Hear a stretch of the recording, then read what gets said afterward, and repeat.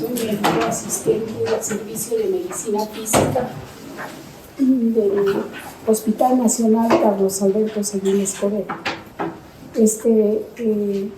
Está situado el Servicio de Medicina Física en el kilómetro 6,5 de la avenida Zamácola. Avenida Aviación, al lado de la Toyota. Ahí van a desarrollar tanto los que hacen medicina, prácticas con la doctora Grace, que es de Villanaguara, y conmigo en el mismo local, en diferentes áreas, pero es en esa misma dirección, ¿ya? Yo voy a hacer la coordinación del dictado del curso. Ahorita estoy un poquito afónica, me estoy recuperando de una cirugía, así que vamos a tratar de avanzar el día de hoy 2 temas que son más que todo informativos para que ustedes puedan tener una referencia y poder buscar todo lo que concierne a lo que viene a ser la parte de rehabilitación en las diferentes patologías, ¿no? Por ejemplo, si ustedes revisan el sílabus que he mandado, en la parte derecha hay una guía donde están los temas que se van a tocar en cada práctica. Entonces, en esa práctica se hace como como una parte general de la patología, pero tenemos que incidir en la parte de rehabilitación, que es el curso. Porque ustedes han rotado por reumatología, traumatología, pediatría, pero nos interesa que ustedes revisen la parte de rehabilitación, ¿no? Interesante porque les va a permitir, dentro de su práctica desde el internado, el SERUM, tener algo que aportar acerca de rehabilitación en sus pacientes. Vamos a ver que todas las especialidades de alguna manera se conectan con lo que vendría a ser rehabilitación. Ustedes pueden hacer una super cirugía, una prótesis de rodilla, pero si no hacen rehabilitación, lo más probable es que tengan el riesgo de no llevar a la persona a la funcionabilidad, ¿no? Por contracturas, por rigideces, por adherencias dentro de la articulación, y entonces solamente van a lograr el objetivo de calmar el dolor quizás, pero quizás esa rodilla va a quedar en una extensión completa o en una flexión. Y en la marcha vamos a ver que nosotros tenemos fases de la marcha, ¿no? Es todo un juego en donde interviene lo que es la biomecánica, lo que interviene todo lo que es el balance articular, muscular. Dentro de lo que es rehabilitación, tenemos áreas que desarrollamos, ¿no? Una parte es el área cognitiva, donde vemos todo lo que son discapacidades intelectuales y adaptativas. Estas involucran problemas del lenguaje, secuelas de ACV como las afasias, las disfasias, trastornos psiquiátricos también, problemas de aprendizaje, retardo mental, algunos síndromes que también tienen alteraciones cognitivas, autismo, por ejemplo, que ahorita tenemos ese problema, trastornos de déficit de atención, etc. Esa es la parte que nosotros abordamos dentro de lo que es rehabilitación. La otra parte, que es una buena cantidad de pacientes, que casi se decía que llegamos al 80%, es la musculoesquelética, ¿no? Neuromusculoesquelética. Cuando hablamos de músculo no podemos dejar de lado el sistema nervioso, ¿no? Sin sistema nervioso no hay función. Esa corresponde más o menos al 80% y ahí se ven todas las patologías dolorosas, hombro doloroso, lumbalgias, dorsalgias, cervicalgias, radiculopatías, todas. La otra parte que hacemos es la parte digamos, administrativa, se podría hacer, que es la parte en donde nosotros vemos qué es una discapacidad, qué es una invalidez, ¿no? Eso es importante porque como médicos serumistas, de repente ustedes van a tener que tomar la decisión, de repente, de poder capacitarse para poder hacer certificados de discapacidad. Y entonces tenemos que entender bien qué es una invalidez, qué es una discapacidad. Esa es la parte administrativa. También hablamos lo que es invalidez.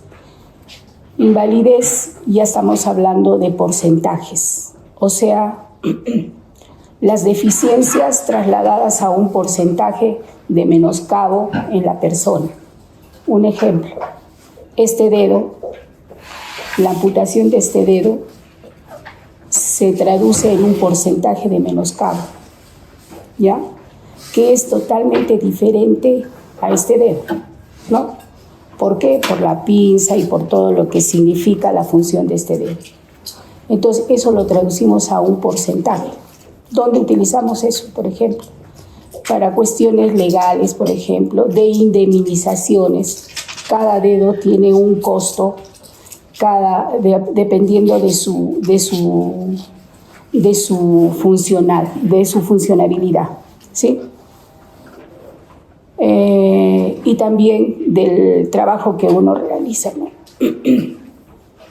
Entonces, van a tener que muchas veces tener que ver estos términos, ¿no? En las clínicas, en los SOAC, por ejemplo, también se ve esto. Entonces, esa es la primera parte que vamos a abordar ahora, en esta parte. ¿Alguna pregunta para continuar?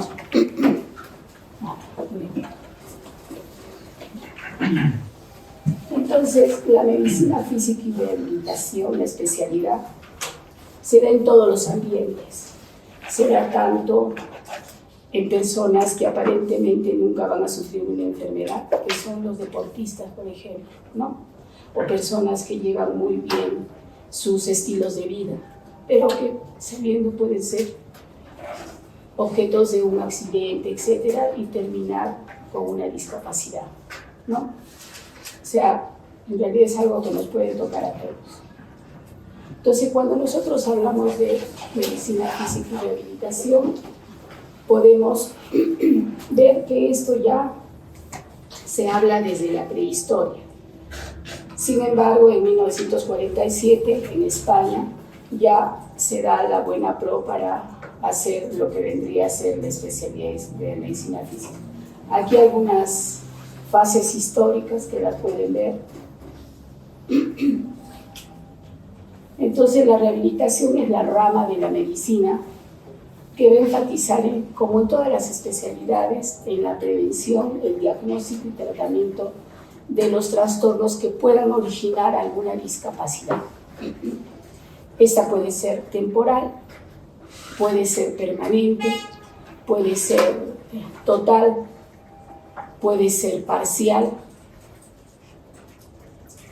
y van a afectar los sistemas musculoesqueléticos, como habíamos hablado, el sistema nervioso, cognitivo y aparato cardiovascular y pulmonar. Y ahora ya nos estamos extendiendo a lo que viene a ser problemas oncológicos y viscerales, ¿no?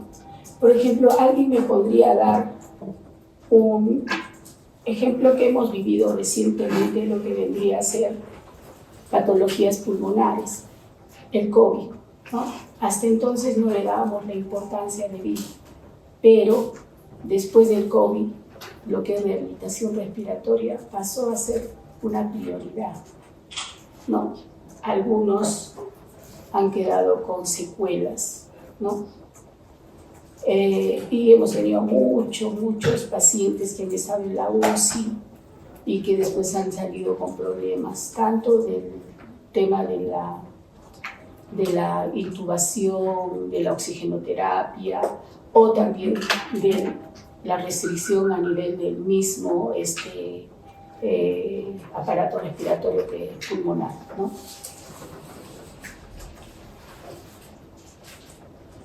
Bueno, este vendría a ser el concepto, según la OMS, de lo que es rehabilitación. Entonces, si nosotros vemos, todo lo que es rehabilitación va dirigido básicamente a la función y a la reinserción del individuo a lo que es el trabajo, a la actividad que hacía antes de la discapacidad, al colegio o a la escuela, al trabajo o a la vida social. Y acá tenemos su reintegración, como les había dicho.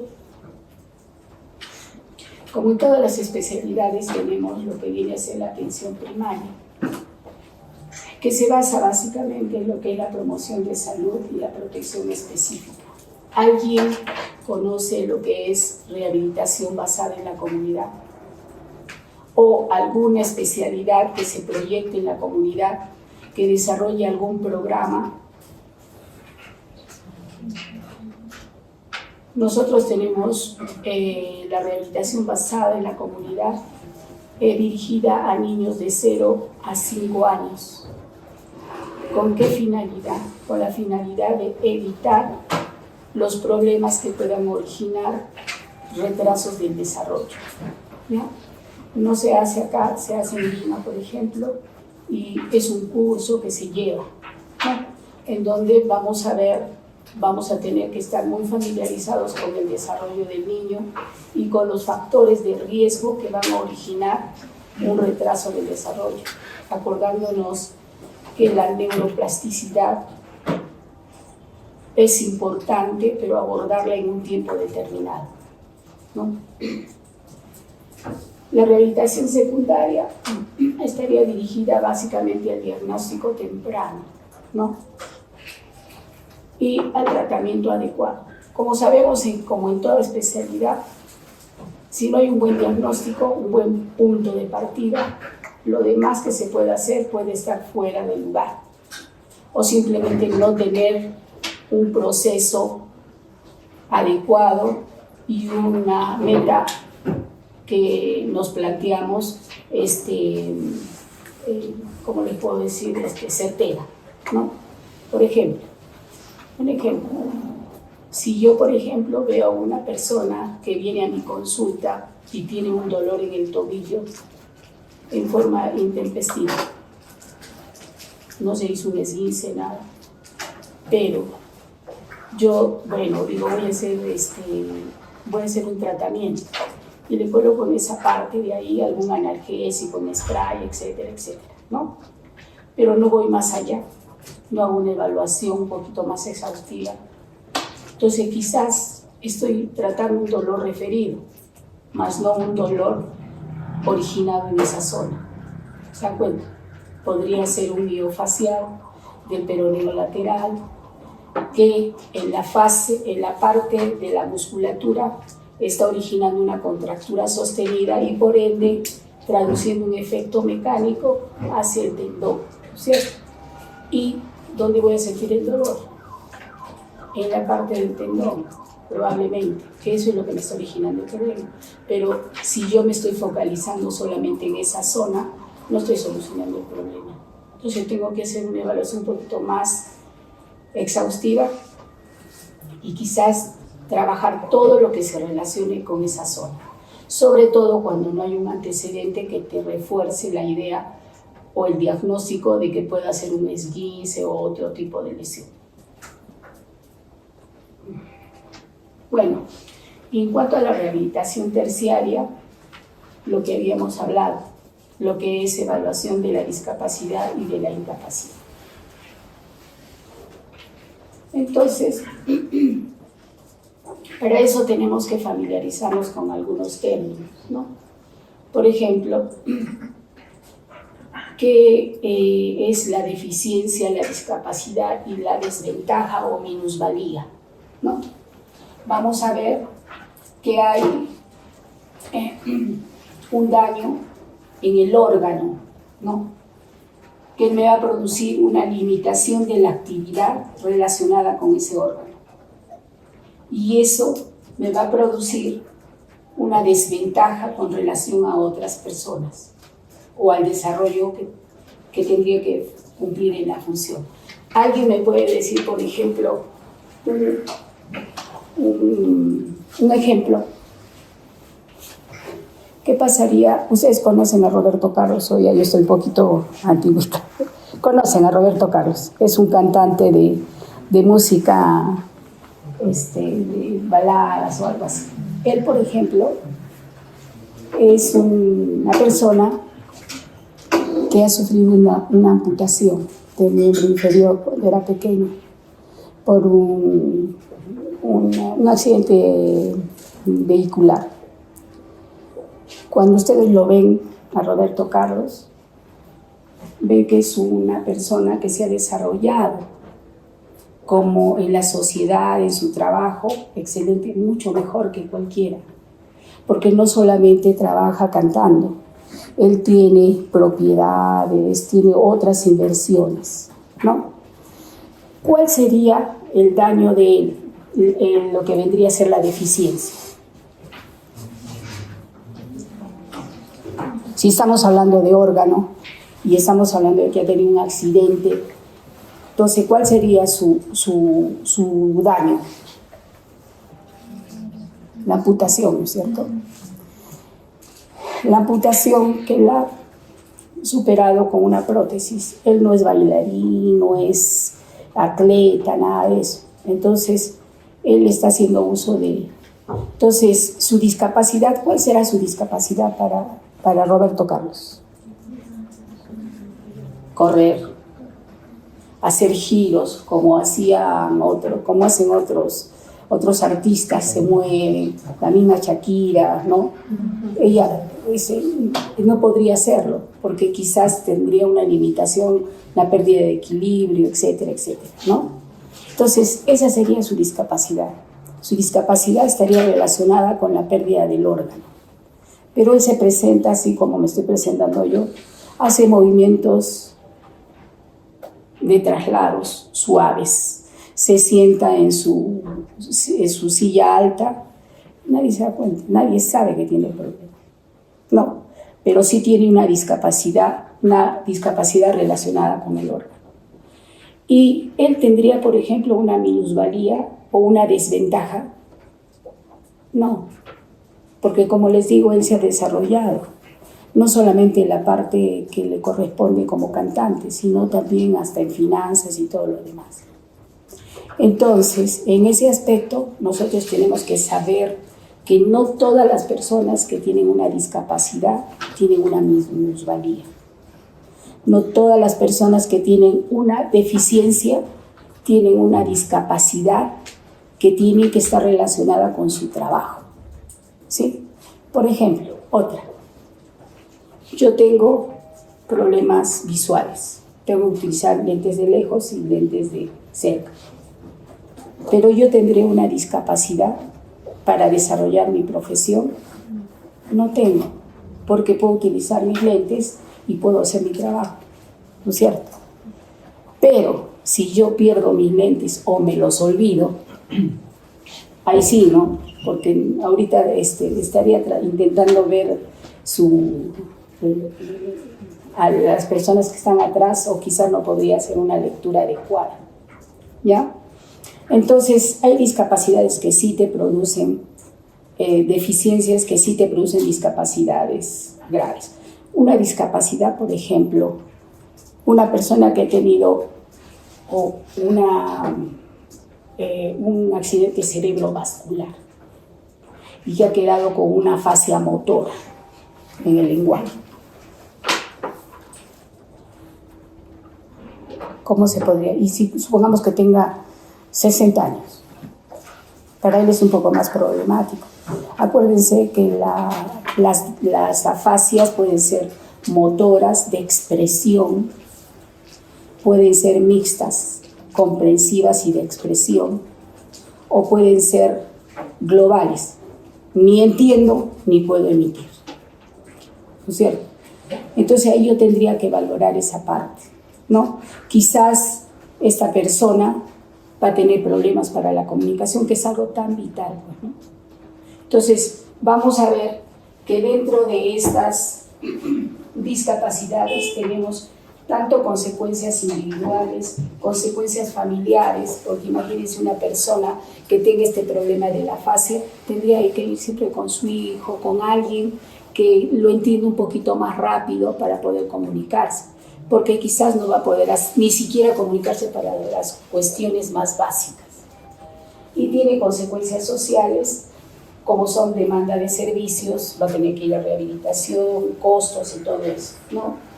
Y si trabajaba, yo tuve un paciente que era abogado y que tuvo una afasia motora, o sea, de expresión. No podía realizar su trabajo, ¿no? Entonces, y nunca se logró integrar. Y de ahí fue pues su caída, ¿no? Porque de ahí viene la depresión, vienen otros problemas que te cambian la vida de un día a otro, ¿no? Entonces, un poco difícil de asumir. Entonces, todo esto teníamos que llevarlo a algún formato, ¿no? Entonces, el proceso de revisión de la Codificación Internacional de Deficiencias, Discapacidades y Minusvalías ha sufrido todo un proceso. Y en el 2001 ya se logra hacer la Clasificación Internacional de Funcionamiento de la Discapacidad y de Salud, porque antes no le dábamos importancia, pero ahora sí es importante, porque como les digo, les va a tocar en algún momento.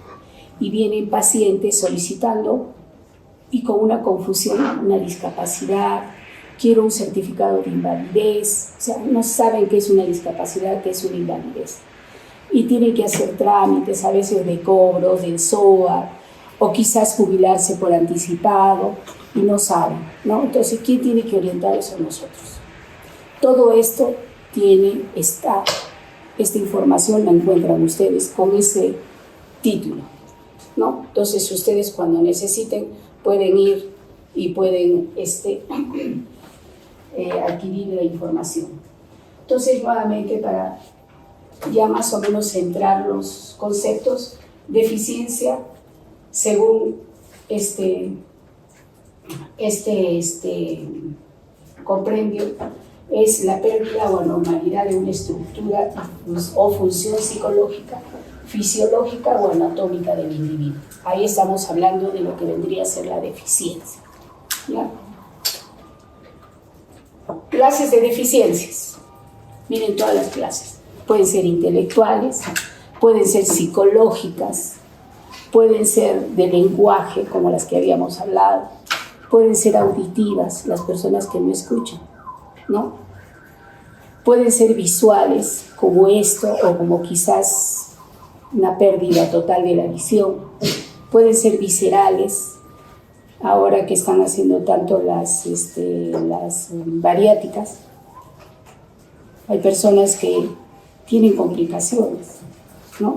Entonces ahí tenemos unas viscerales, las musculoesqueléticas, que son las más comunes, y las deficiencias generalizadas, sensitivas y otras, que incluyen problemas de sensibilidad, deficiencias metabólicas nuevamente, susceptibilidad al traumatismo, como las personas geriátricas o los geriátricos frágiles que tienen tendencia a caerse, etcétera, etcétera.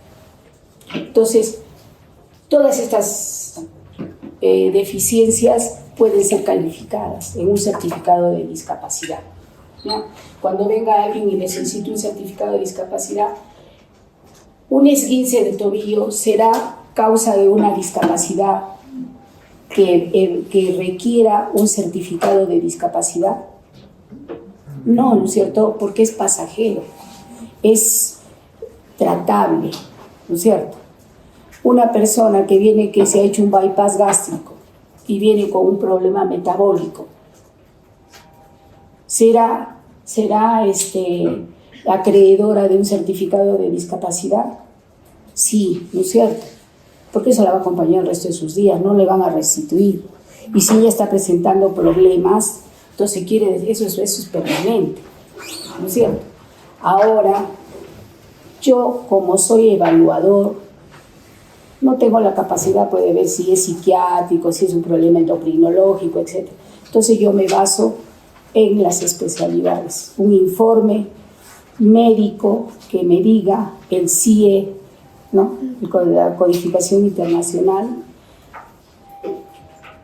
que me diga el pronóstico de la enfermedad, la situación actual, porque de ahí yo voy a sacar lo que vendría a ser el certificado de discapacidad, que me va a pedir en alguna de las partes, me va a pedir la evaluación por un baremos, que es qué cosas tú puedes hacer del 100% de las actividades que haces normalmente.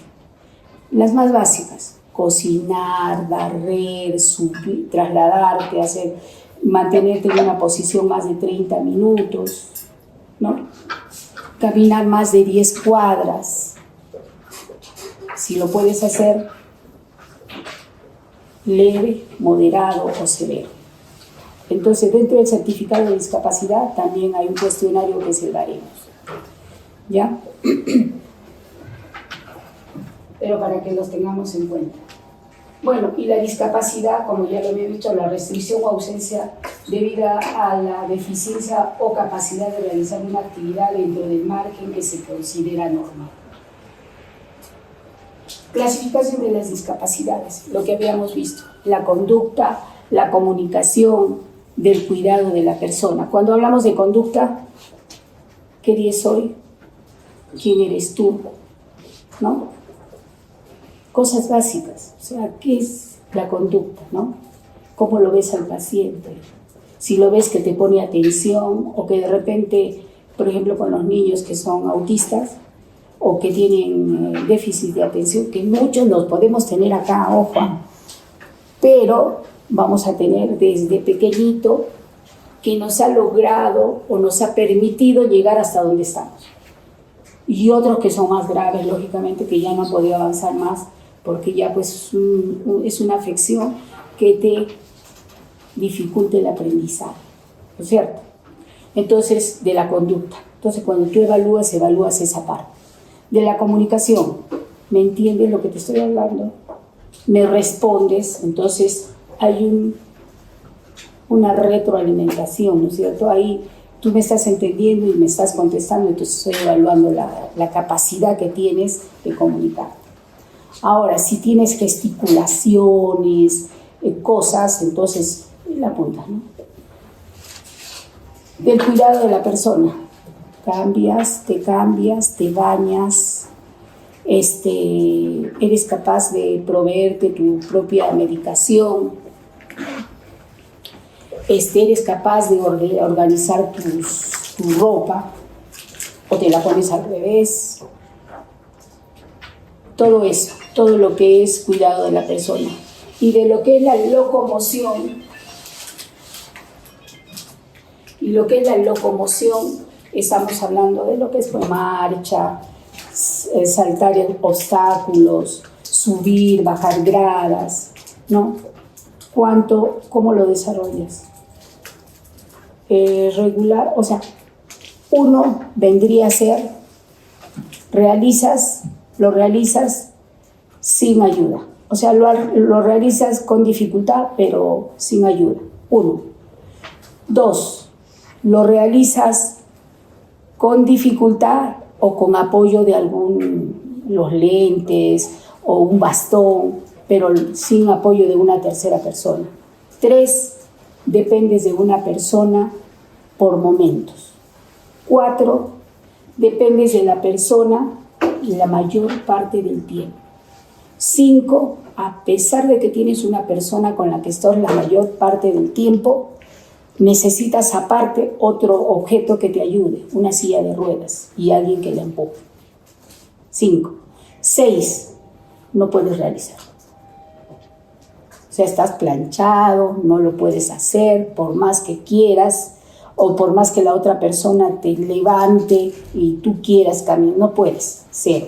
Eso ya es una discapacidad severa, ¿no? Todos esos puntos, esa puntuación la vamos a aplicar en todo esto. de la disposición del cuerpo. Eres capaz de proveerte los alimentos, ir al mall, comprarte o al súper, comprarte tus alimentos, etcétera, etcétera. Eres capaz de ir al mercado, ver el dinero, sabes cuánto es 5 soles, te engañan, o eso es disposición del cuerpo, ¿sí? Ir a la tienda, por ejemplo, le decimos a los papás, el niño de 13 años va a la tienda a comprar pan, aunque sea con un escrito y le das el sol. No, porque se lo pueden robar. Es que hemos llegado a ese extremo.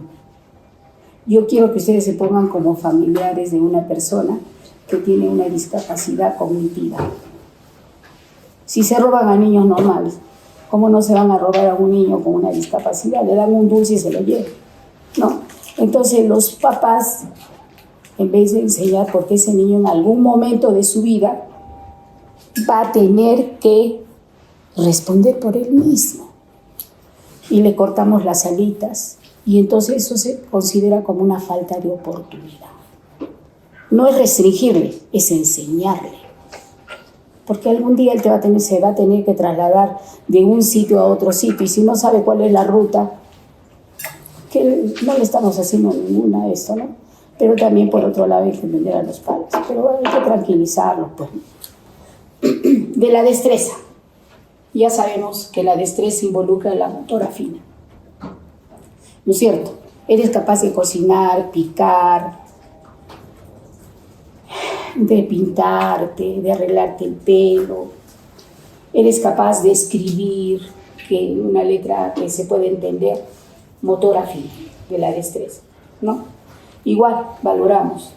Si es capaz, imagínense que llega un momento, esto va evolucionando, lógicamente.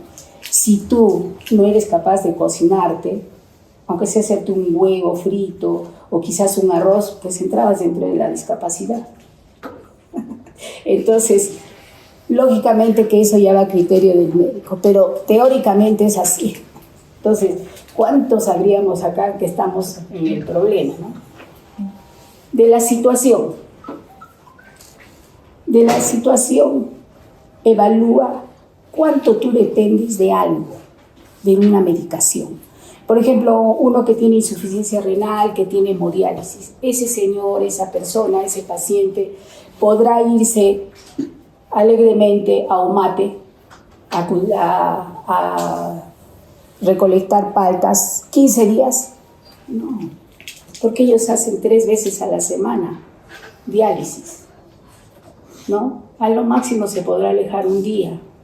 Entonces esa persona de la situación está con ¿cuánto le pondrían ustedes? Si depende de una máquina, que depende su vida, porque se va a descompensar. Yo le pondría un 3, 4, ¿no?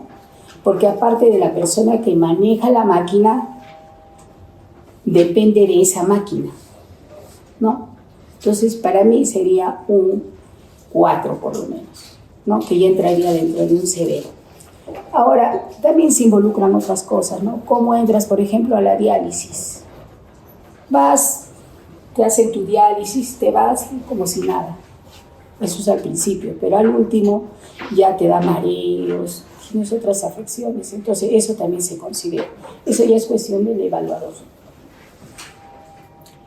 Bueno, y así se desarrolla. La última de una determinada actitud, esa no está considerada dentro del formato.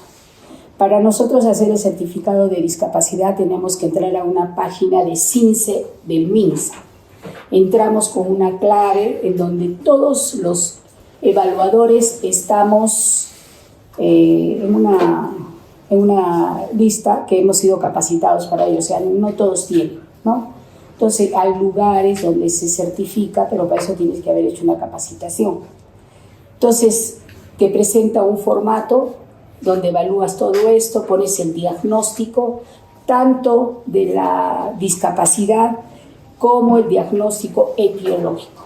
Por ejemplo, puedo poner una insuficiencia renal crónica, estadio 5.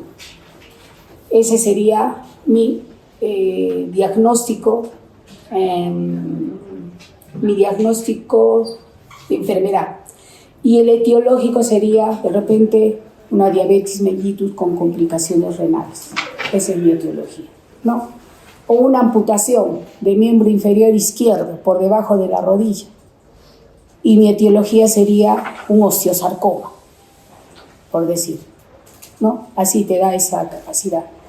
Y seguido a esto tenemos un baremos, que es lo que les había dicho, ¿no? Donde evalúa del 100% cuánto de restricción tienes tú para desarrollar las actividades.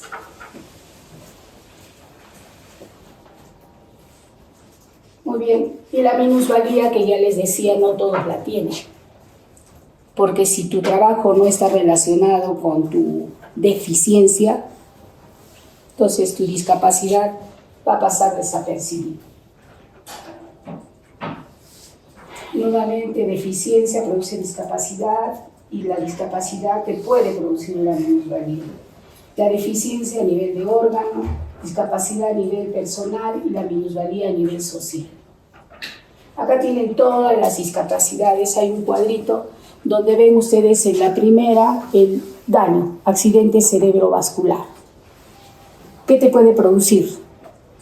Siempre hablamos de que esta deficiencia me puede producir una discapacidad. En un accidente cerebrovascular te puede ocasionar musculoesquelética, ¿no? Una paresia del hemicuerpo, ¿sí? De la derecho, izquierdo o una cuadriparesia. Te puede producir una fascia motora, mixta, global, denominación, etc. Y ahí está, qué discapacidad. Te puede producir una minusvalía, en el caso del abogado que les había dicho. Y en cuanto a lo que es el daño, por ejemplo, en una amputación bajo rodilla, la deficiencia será musculoesquelética, la discapacidad será de la locomoción para caminar, y etcétera, etcétera. Ahí tienen más o menos unos ejemplos que nos podrían. Entonces, de repente en el examen no va para cruzar, ¿no? ¿Cuál es cuál y cómo se considera? ¿Sí? Para tener claro nomás los conceptos. Entonces, acá vemos, este señor, por ejemplo, miren, es un atleta. Esta prótesis que tiene es una prótesis especial, pero está salvando su discapacidad o deficiencia. Discapacidad, ¿no es cierto? Porque la deficiencia está relacionada con la pérdida, ya no le va a crecer la pierna. Por más que le pongamos una de esas, no es igual que la otra. Entonces su deficiencia está salvando porque está haciendo lo que le gusta, pues está haciendo su deporte, ¿no? Y esta prótesis probablemente es la que necesita para hacer lo que a él le gusta hacer. Entonces ahí ya viene lo que vienen a ser los programas, por ejemplo, de inclusión en el deporte, en deportes adaptados, que es todo otro tema. Hay reglas específicas para el fútbol, para el vóley, para el básquet, etcétera, etcétera. Y ustedes no saben, es que hay que sentirlo, ¿no? La satisfacción que tienen de hacer deporte. Cuando tú ves que todo se te oscureció, aparece algo. Y entonces estas personas, es increíble, cuando tú las ves trabajar en su silla de ruedas, que son sillas de ruedas adaptadas, es que hacen el caballito, son unos artistas, ¿no? Pero eso requiere de entrenamiento. Entonces el proceso de la rehabilitación integral, todas las actividades que nos puedan producir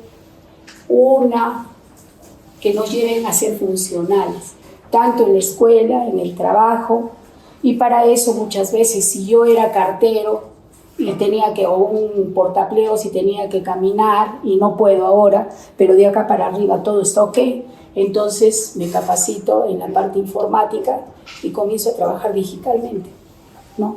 Tengo otra oportunidad. Esto no se ve solamente en la ciudad, se da también en el campo. Y por lo tanto tenemos que tener toda la intención y la buena disposición de hacer adaptaciones. Por ejemplo, esta es una silla ergonómica, ¿no es cierto? Con su respaldar para que este niño que tiene una PCI pueda controlar la postura esto se reclina hacia adelante. Pero nosotros tenemos que tener la idea para decirle al carpintero, sabes, quiero que hagas este respaldar, que se recline y se haga así, o que tenga un apoyapiés, para que este apoyo de los pies esté en una forma anatómica y funcional. Porque si no vamos a terminar con rigideces, contracturas, acortamientos. Entonces, tengo que saber para poder indicar.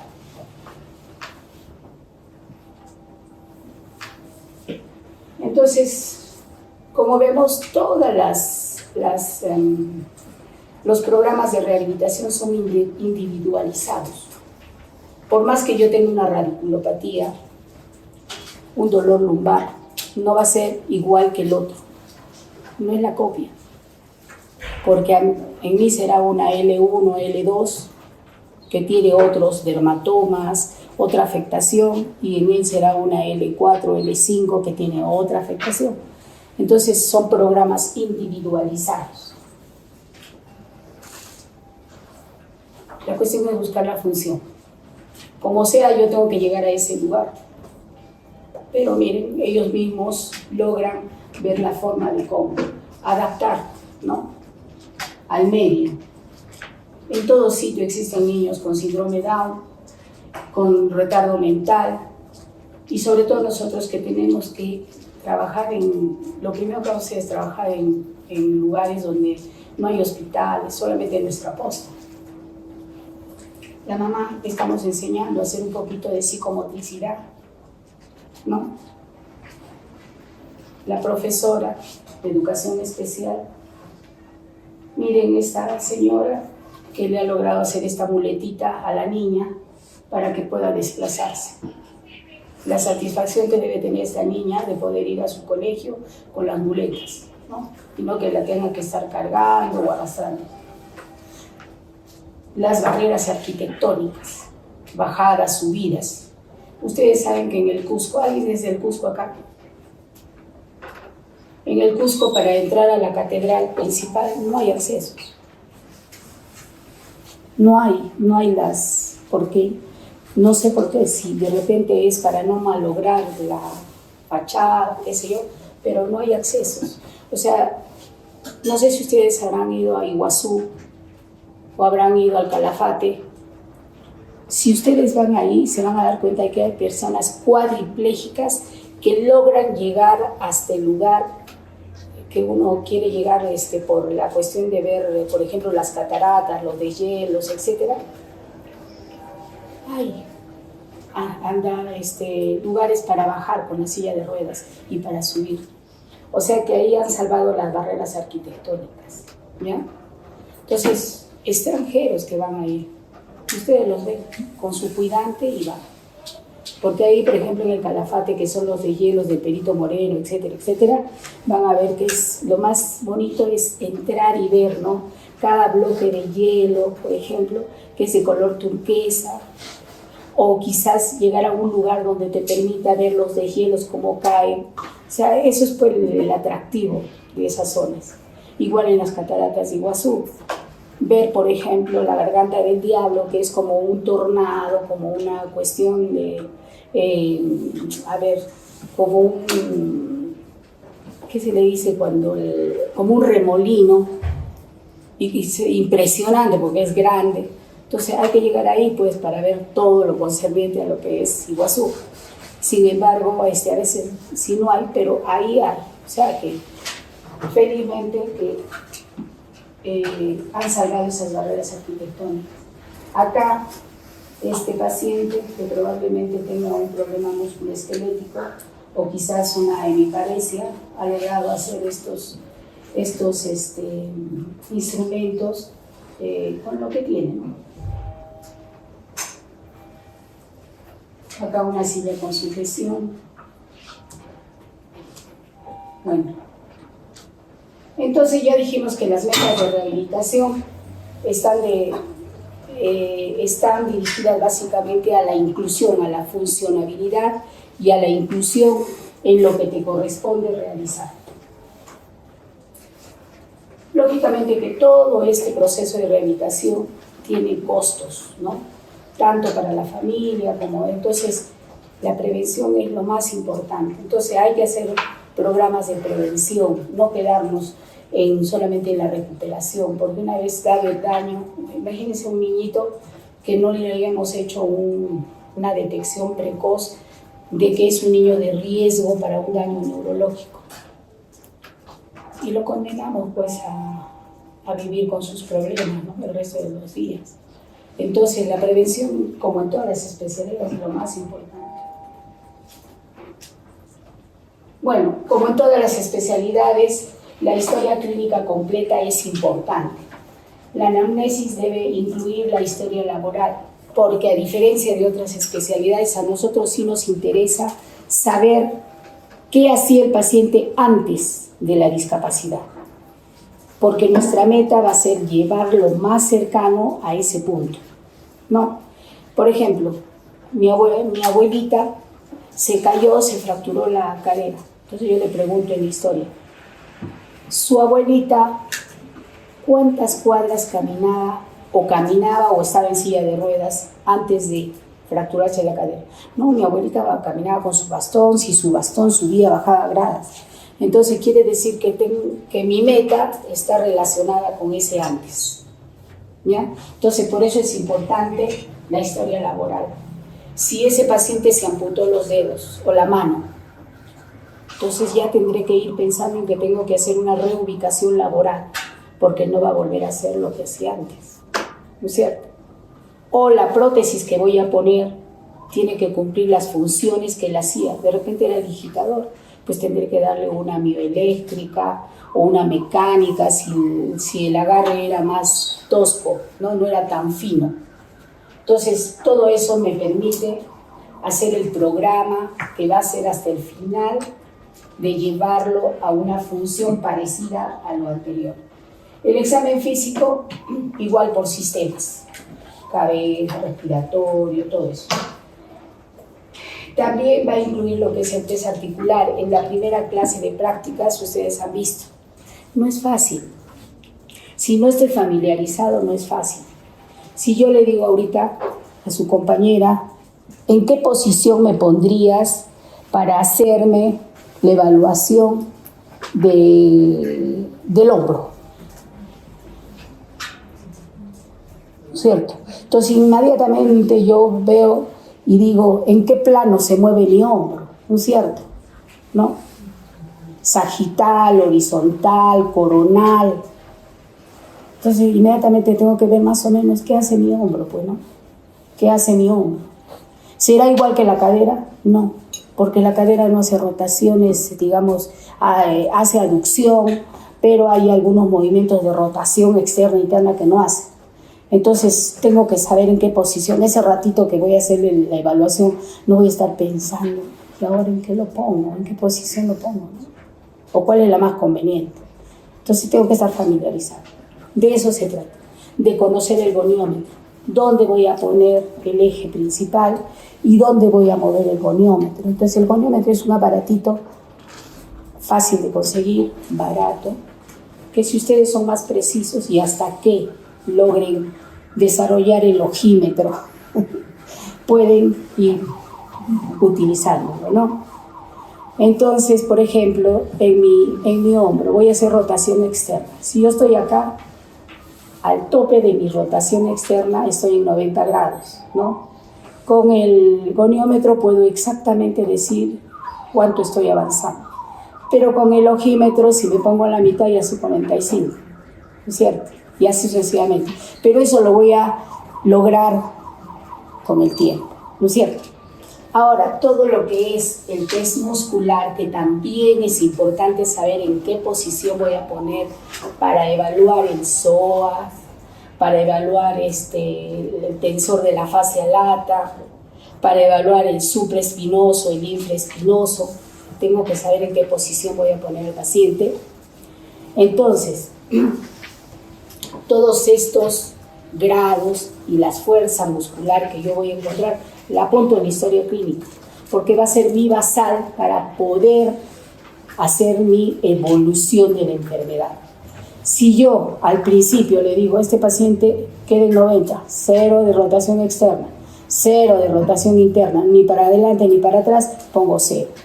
Le hago el programa de rehabilitación o los ejercicios de Codman que yo le indiqué, que sabía en ese momento, y lo traigo a la consulta en 30 días.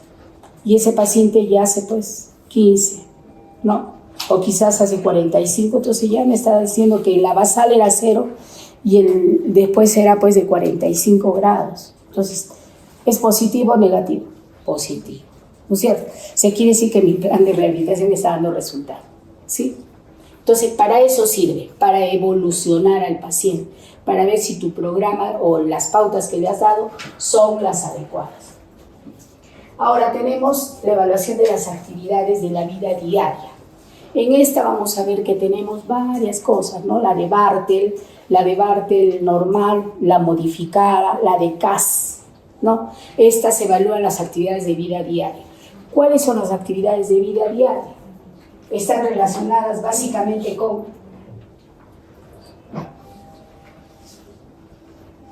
¿Quién me dice? Han hecho dentro de su...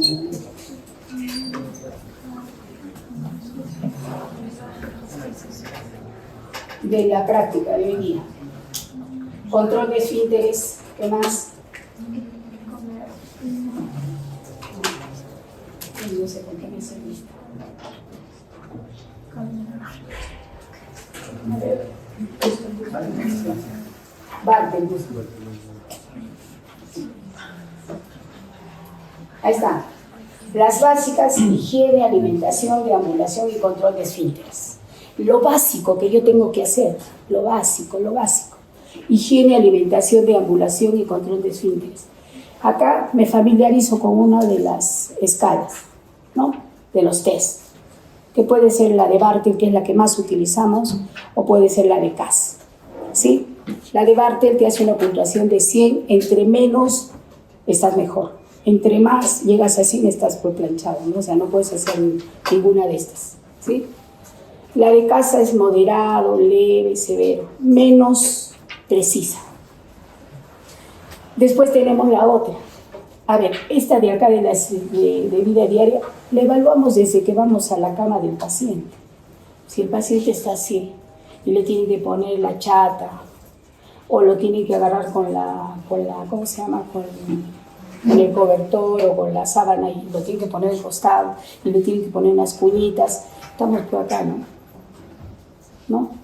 Entonces le hago la puntuación en las actividades de vida diaria, le hago Bartel y voy a ver si ese Bartel cómo evolucionó. De repente van a los 30 días ya, el paciente levanta su colita para que le pongan la chata, se pone de costadito, toma otra posición, entonces ya estamos hablando de otra cosa. Ahora, las instrumentales de la vida diaria, ya estamos hablando de algo más fino, ¿no? Es capaz de hacer las actividades domésticas, cocinarse, tender su camita, etcétera, etcétera. Es capaz de ver cuánto tengo en mi tarjetita o cuánto tengo en mi cartera, ya puedo hacer la parte financiera, pagar mi luz, mi agua, en fin. El control de la medicación, que es tan importante, porque van a ver cuando veamos la parte de geriatría, hay muchas personas que están tomando pastillas que de repente no son las que le han indicado, ni las dosis.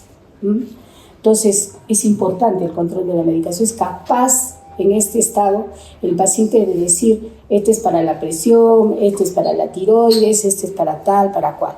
Entonces, quiere decir que está más superado, mejor que las basales.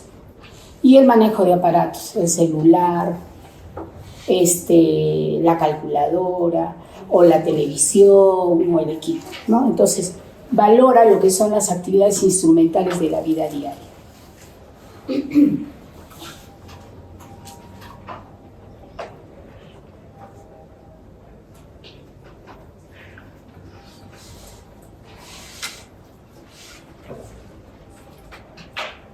Acá tenemos el Bartel.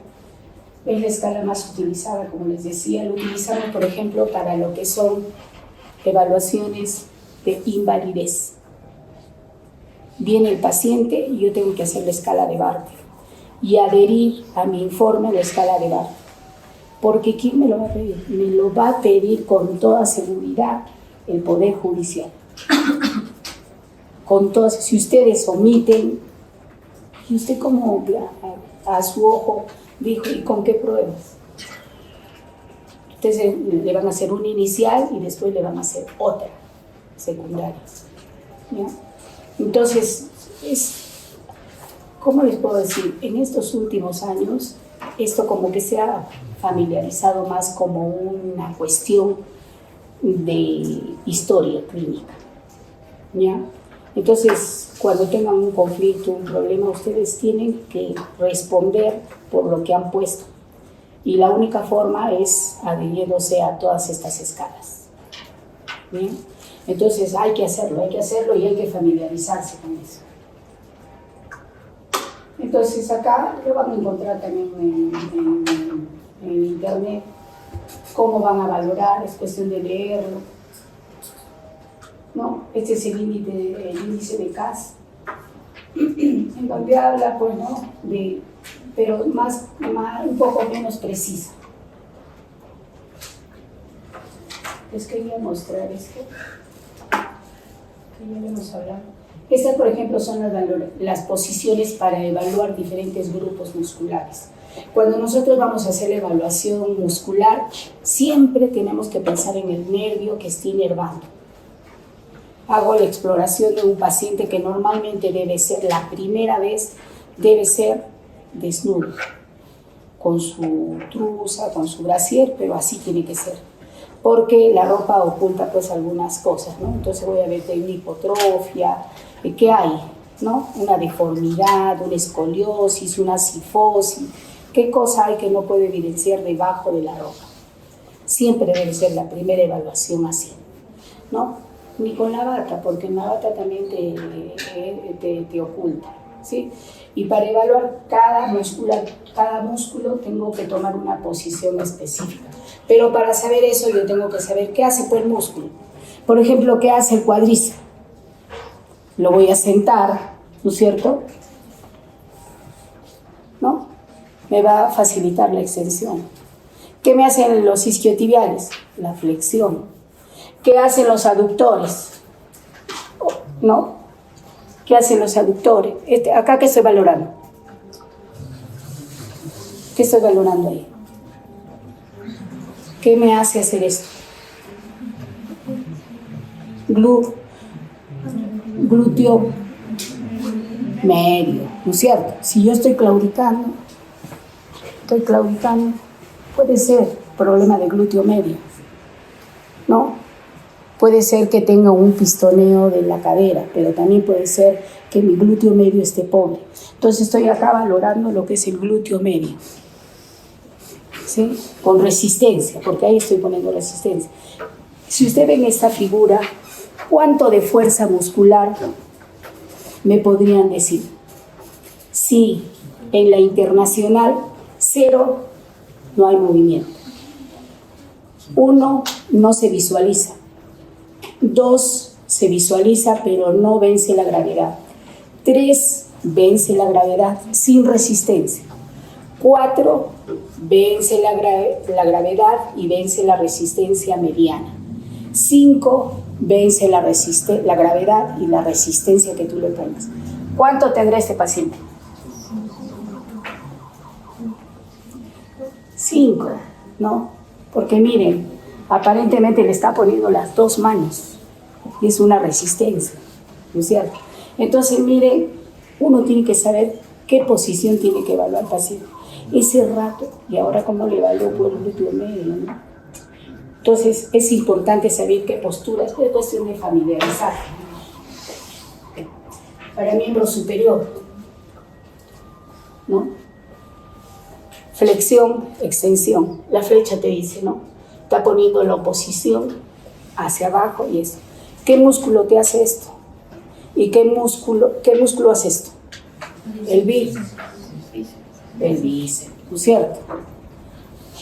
Extensión hacia abajo, ¿cuál te hará? El tríceps, ¿sí? Entonces, necesito al paciente echarlo. No, lo sientas, no, pues sí. ¿Qué hace, no? Entonces, es cuestión de familiarizar. Acá estamos haciendo elevación, ¿no? Del hombro, ¿sí? Entonces, siempre tenemos que ver la parte neurológica. Acá tienen, para la valoración de la fuerza muscular, cualquiera de estas es válida. Yo utilizo la internacional. Pueden ser la de Daniels, que es la segunda que se utiliza, que es normal, bueno, regular, malo, vestigios y cero. Pero es un poquito imprecisa. Con la internacional a nosotros nos va muy bien. Tienen la de Kendall, la de Lowe y la de Kinsey.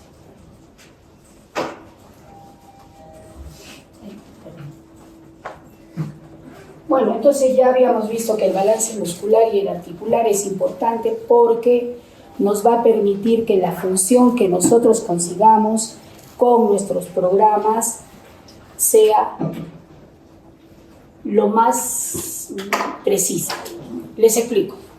Supongamos que tengo un paciente que ha tenido un síndrome del manguito rotador. Y bueno, al principio me dolía, pero no le hizo caso.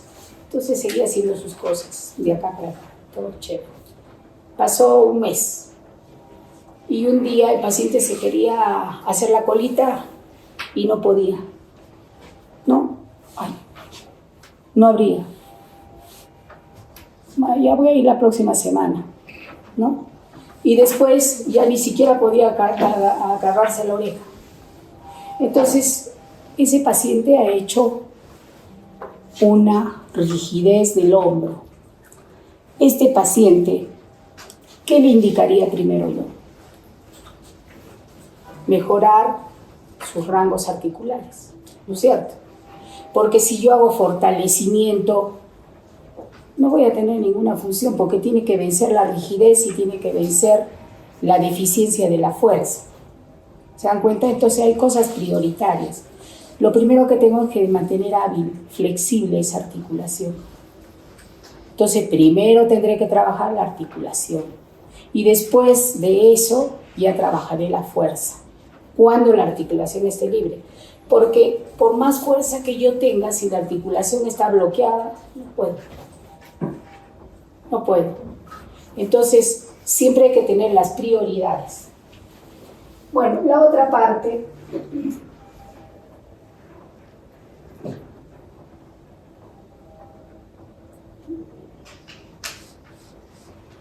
es la neurofisiología. Han pasado por neurología, ¿no es cierto? Ya saben, han visto el aparatito, cómo es que hacen la evaluación de todo lo que es nervios periféricos, ¿sí? Igual que los celulares, estos aparatos van mejorando con el tiempo, ¿sí? Entonces, pero lo que sí tenemos que saber, ¿qué es la neurofisiología, no? O la neuroconducción, o velocidad. ¿Será igual electromiografía y velocidad de conducción? No, porque la electromiografía evalúa el músculo y la velocidad de conducción la función del nervio. Entonces, cuando yo voy a pedir, no voy a pedir, depende por qué quiero, ¿no? Quiero saber si ese nervio está denervado, si ese músculo está denervado o si hay un problema muscular o nervioso. Entonces, tengo que saber pedir. Por ejemplo, si yo tengo un síndrome del túnel carpal, ¿qué voy a pedir? ¿Qué pedirías en un síndrome del túnel carpal? Yo soy el neurólogo, tú pídeme el estudio. ¿Qué me pides? ¿Cómo lo pedirías? Solicito estudio neurofisiológico de velocidad de conducción. ¿De qué nervio? Nervio mediano, ¿no es cierto?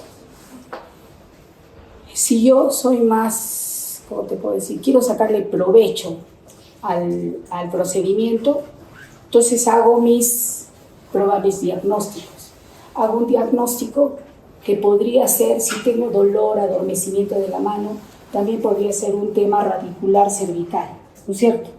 Entonces, si yo quiero sacarle provecho al estudio y le pongo, solicito velocidad de conducción para descartar síndrome del túnel carpal versus radiculopatía cervical.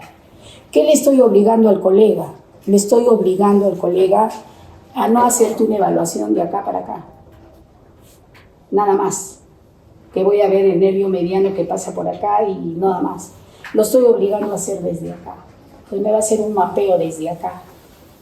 Sale todo normal hasta acá, me quedo con síndrome del túnel carpal. Si sale desde acá una radiculopatía crónica, ya estoy hablando de un problema radicular cervical, ¿no es cierto? Entonces, cuando yo hago la solicitud, tengo que saber si quiero estudiar el músculo o si quiero estudiar la parte de nervios periféricos, ¿sí? Entonces le pongo, ¿sí? así solicito velocidad de conducción D para descartar síndrome del túnel carpal versus radiculopatía cervical.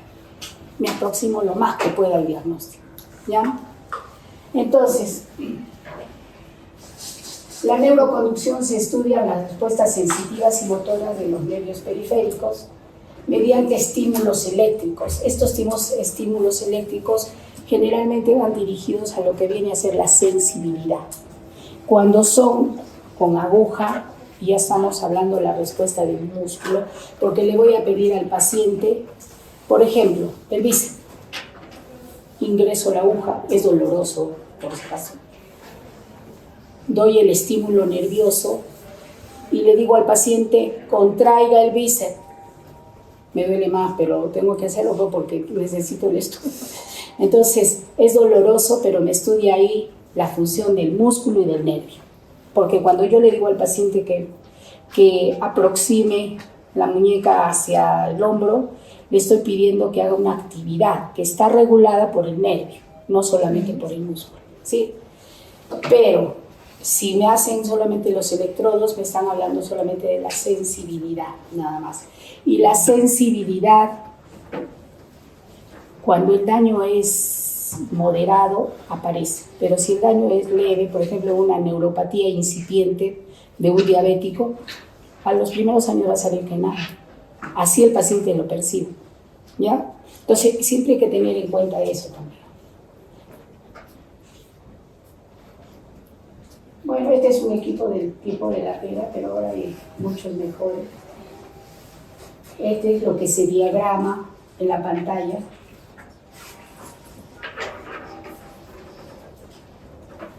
En realidad lo que viene a ser los estudios neurofisiológicos es una especialidad, una subespecialidad, que la hace el neurólogo como neurólogo general y se subespecialista en lo que viene a ser estudios neurofisiológicos.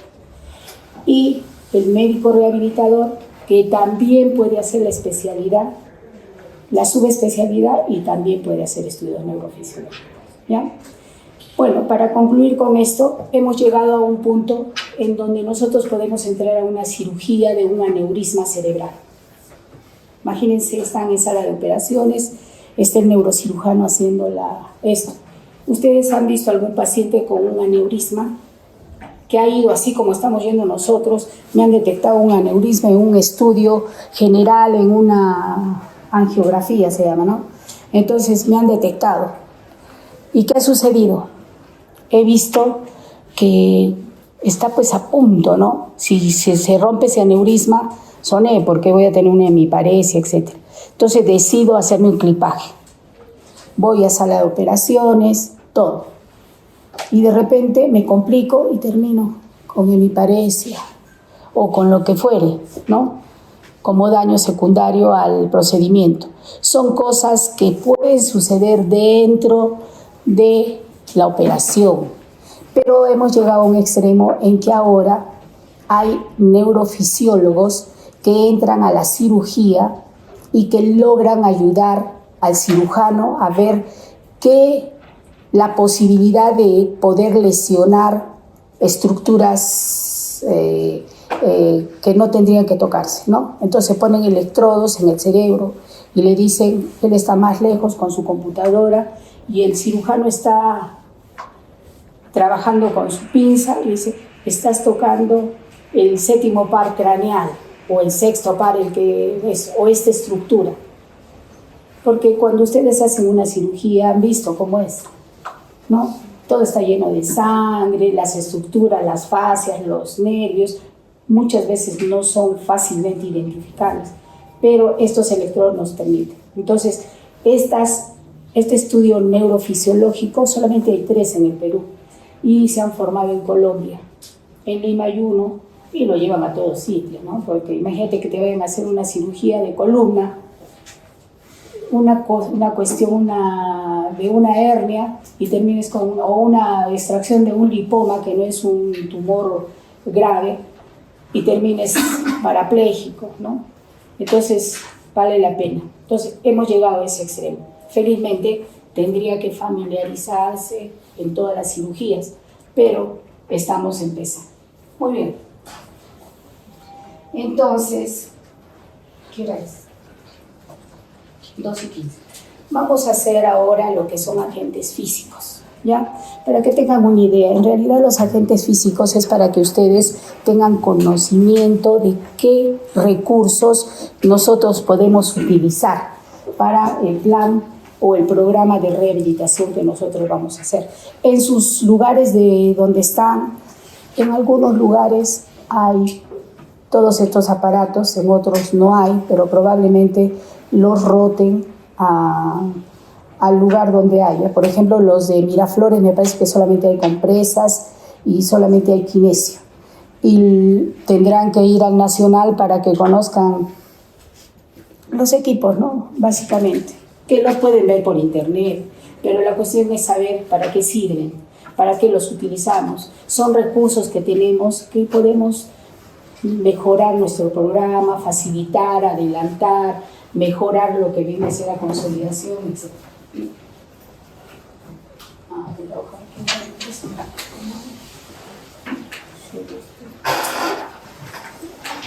Ya está.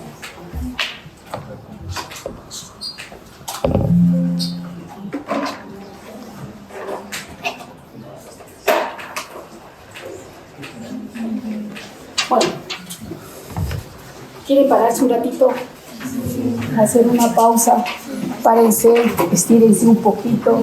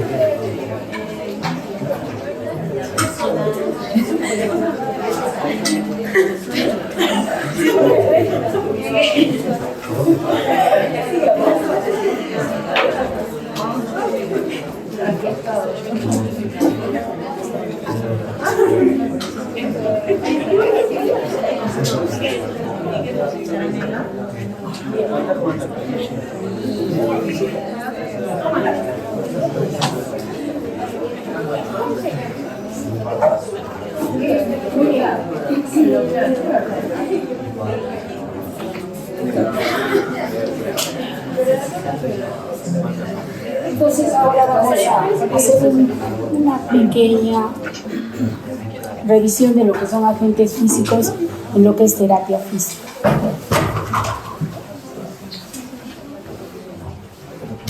El concepto es que los agentes físicos son la energía o los materiales aplicados a los pacientes para ayudar en su rehabilitación.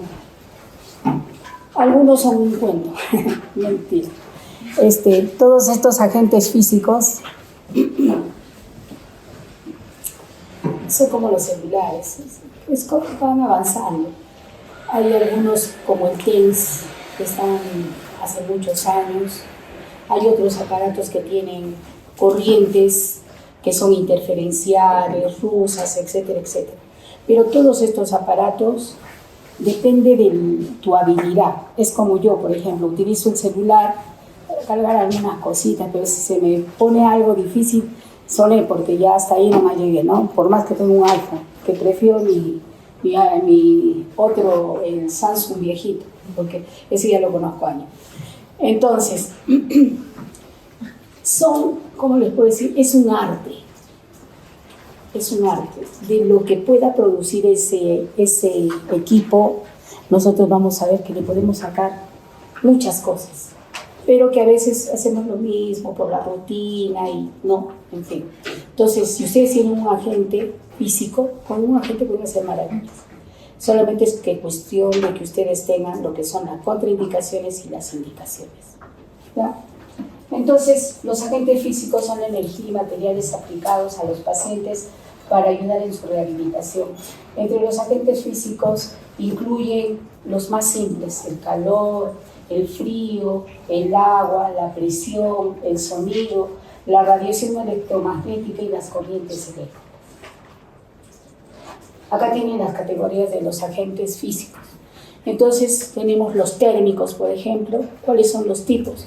Agentes de calentamiento profundo, que son, por ejemplo, el ultrasonido, que son ondas sonoras que se concentran y producen calor profundo, ¿no? Dependiendo de los hertz. Ahora vamos a ver más adelante. También la diatermia. La diatermia es un equipo grande, costoso, de difícil mantenimiento, se agota, los repuestos ya no están porque ya no están muy, ¿cómo les puedo decir?, muy actualizados, ya no los producen casi. Hay otros que los han sustituido. El ultrasonido está persistiendo por épocas, ¿ya? Tenemos agentes de calentamiento superficial, que todos los tenemos, las bolsitas de semilla, las bolsitas de agua caliente, ¿no es cierto? También tenemos todo lo que son agentes de enfriamiento, las bolsas de hielo, las paletitas que nosotros podemos hacer, siempre tener una paletita ahí en la refrigeradora, un vasito descartable, le pones un bajalengua y tienes ahí, lo tienes siempre. De repente hiciste un esguince, ¿no? En fricción, ¿no? O quizás tienes una contractura sostenida, ahí con la paletita. Es un buen recurso.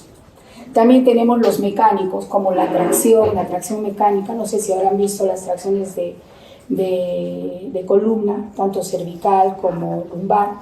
Son camas de tracción que logran jalar hasta 94 kilos. ¿Sí? Hay unas que son hechizas, que son como para cargar, qué sé yo, paquetes, ¿no? Que, bueno, las utilizan, pero tienen también sus contras. Y otras que son digitalizadas y tienen electromiografía, ¿no? Con todo lo concerniente para prever que no vaya a haber una lesión. También tenemos la de compresión, que son los vendajes elásticos, como las medias para los varices. Tenemos el agua, que son piscinas a chorro, o también por ahí vi alguna vez que les aplican chorro, te pones así y te hacen como un masaje, ¿no? Con el chorro fuerte, pero bueno, tiene sus contraindicaciones, en fin. Y el sonido, como les había dicho anteriormente, el ultrasonido. Los electromagnéticos tenemos tipos, por ejemplo, campos como la ultravioleta, que ya no se utiliza más que para dermatología, y el láser, ¿ya? El láser sí se utiliza. El láser, pues ahora hay láser de alta intensidad que vale $46,000, ¿no? Y que hablan y dicen que estos logran curar, pero no es tan cierto. Hoy vamos a ir viendo en la fisiología cómo es que actúa.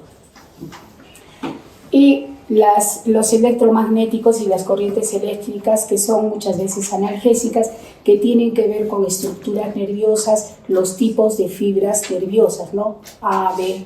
Entonces, va a trabajar con eso. Entonces, entre los agentes térmicos, miren, los agentes térmicos transfieren energía al paciente para aumentar o disminuir la temperatura del tejido. Hablamos de las compresas calientes y de las compresas frías, ¿no? Ahí lo dice, bolsas de calor, bolsas de hielo, y las técnicas vamos a ir viendo cómo se van a aplicar. Los agentes mecánicos, nuevamente, consisten en la aplicación de fuerza para aumentar o disminuir la presión sobre el cuerpo del paciente, en este caso lo que son las tracciones, y las de sonido, que son el ultrasonido. Y los agentes electromagnéticos, que aplican energía en forma de radiación electromagnética o de corriente eléctrica. Algunos agentes, como ejemplo, tenemos por ejemplo la luz infrarroja, que sí utilizamos todavía. Hay pacientes que tienen tendencia a resfriarse, se incomodan con el calor directo o que tienen hipersensibilidad o no regulan bien las temperaturas, como por ejemplo en las polineuropatías, se están quemando y ni sienten.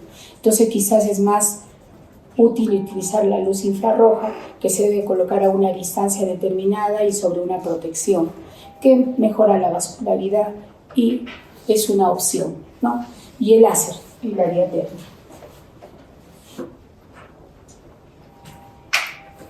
Entonces, ¿cuáles son los efectos de los agentes físicos? Ahí tienen la inflamación y la curación, ¿sí?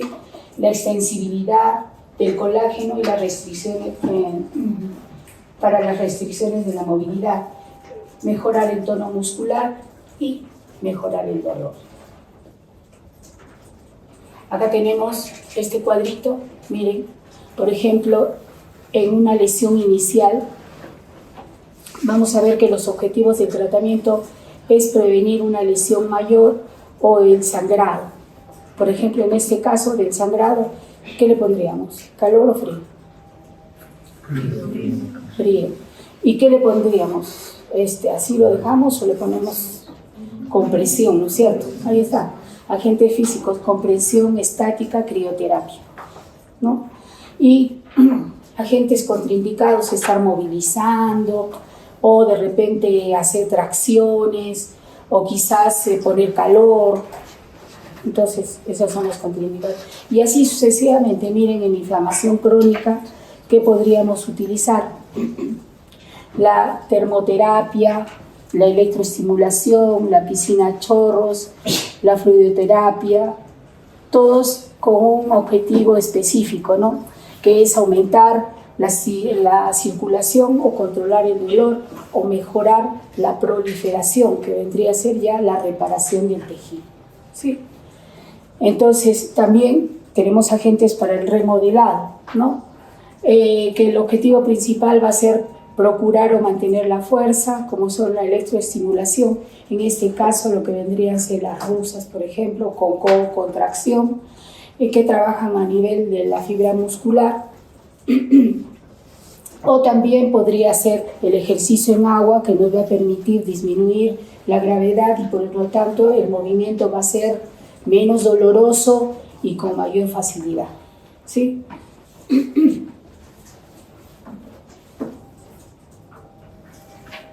En cuanto al dolor, les había dicho que el 80% de las patologías en rehabilitación están relacionadas con el dolor musculoesquelético, ¿cierto?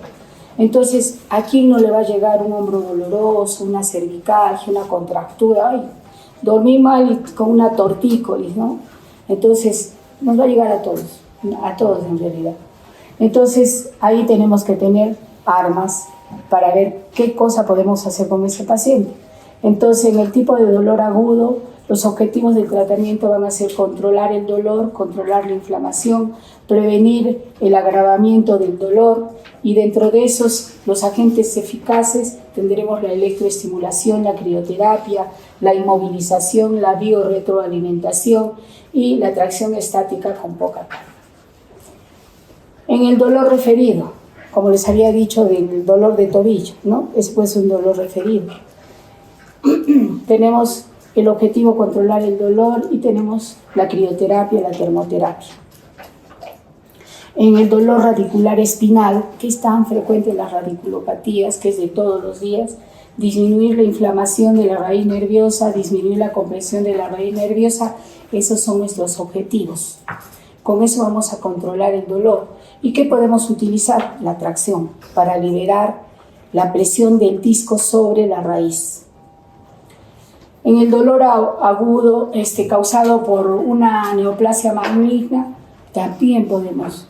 No estarán indicados los otros, pero sí pueden estar indicados las corrientes analgésicas, la crioterapia, la termoterapia superficial, ¿ya? Por ejemplo, hay pacientes que vienen muy adoloridos con METs de próstata o con una,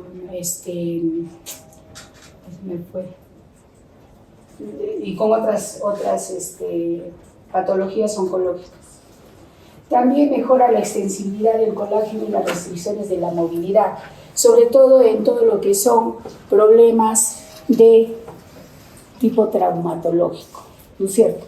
Entonces, vamos a ver que si el origen de la restricción es la debilidad muscular, los objetivos del tratamiento serán, lógicamente, aumentar la fuerza muscular. Los agentes eficaces pueden ser el ejercicio en agua, como habíamos hablado, la electroestimulación, y los contraindicados, porque hacen lo contrario, la inmovilización. El dolor en reposo y el movimiento Controlar el dolor igual con corrientes, con hay tratamientos con onda corta, tracción vertebral, la crioterapia, el acortamiento de los tejidos blandos, que es como una secuela, por ejemplo, de una ruptura del Aquiles. Acá todo el mundo, bueno, la mayoría de jugar fútbol, se rompen el Aquiles, ¿no? ¿Cuánto tiempo demora para que este tendón, que es el más grande, el más fuerte del cuerpo, pueda repararse? 6 meses para poder caminar a un tramo más o menos. Y para correr, probablemente 1 año o 2 años. Porque la flexibilidad del tendón lo requiere así. Cuando tú corres, no le pides permiso al tendón, no sabes que voy a correr, nada. Si hay cambios de temperatura, tú corres y sientes como una patadita, te rompiste el tendón completamente o parcialmente. Tienen que suturarse, y al suturarse, el tipo de regeneración hace que pierda la flexibilidad.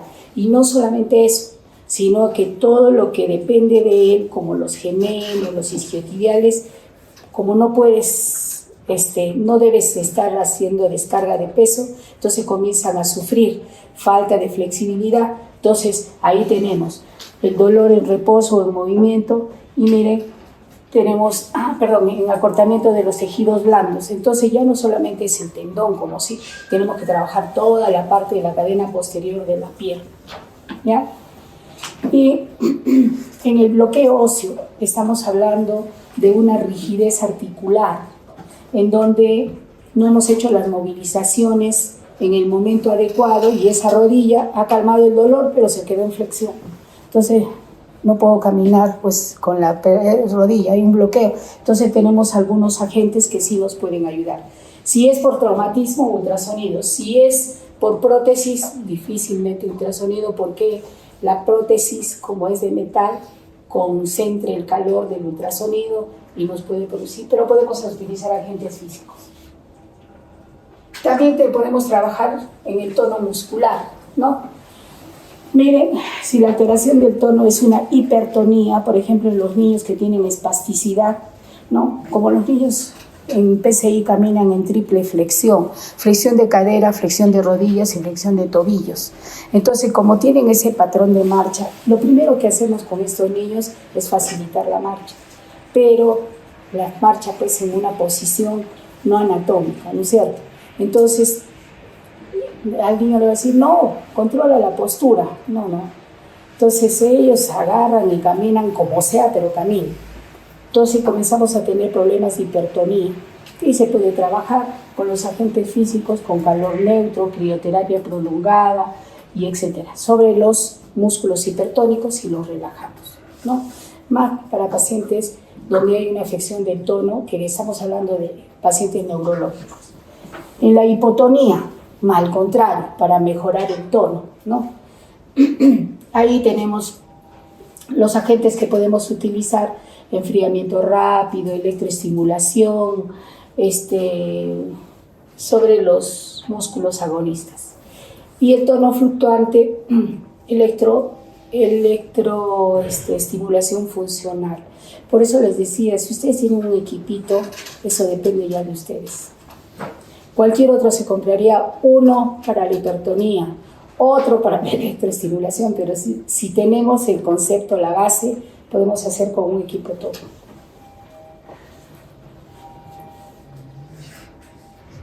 Las contraindicaciones siempre son importantes, ¿no?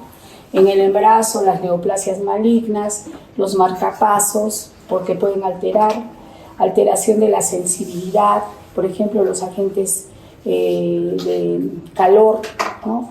Inclusive de electro, porque a veces los electrodos no están bien protegidos, no tienen funda o no son los de carbono o ya están desgastados y producen quemaduras hasta de 3er grado, ¿no? Entonces tenemos que tener siempre cuidado. Por eso en mi historia clínica, paciente con polineuropatía, ¿no? Y pacientes con alteración mental, porque si ustedes no regulan bien los equipos, lo más probable que suceda es que disparen la corriente. Imagínense que ustedes están esperando algo agradable, una descarga eléctrica. Entonces por eso tienen que familiarizarse con el equipo, pues, ¿no? No pueden, sucede, no es que no suceda, sucede, porque en mi servicio yo he visto varias quejas al respecto. Entonces acá tenemos los agentes térmicos. Miren, este es un equipo